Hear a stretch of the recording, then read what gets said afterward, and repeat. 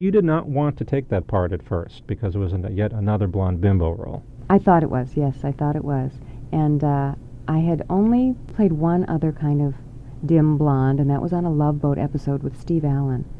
And everybody was laughing and telling me how adorable I was, and I just was so full of myself. And Steve came over and said, "You are so funny and so good at this, you better stop."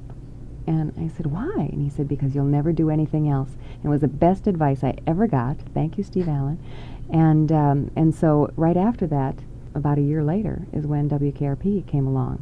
And his words were ringing in my ears, and I thought, not good. And so my ex-husband, Ross, my second husband, had gone in to read for the part of Andy Travis, the part that Gary Sandy eventually did. And so I had seen the script, and I said, "No, I'm not coming in, and I'm not going to read for this."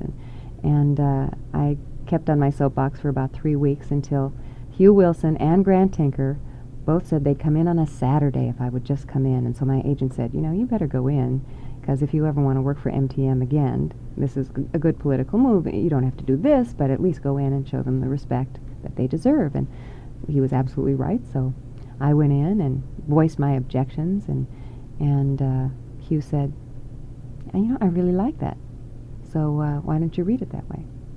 And Grant said, "Yes, why don't show us that? That's an interesting..." Well, the lines weren't written that way, and I thought I made a complete fool of myself, and went home and cried and cried and cried, and said I'll never ever be called back to MTM again. And that was on a Saturday, and on Monday I was hired.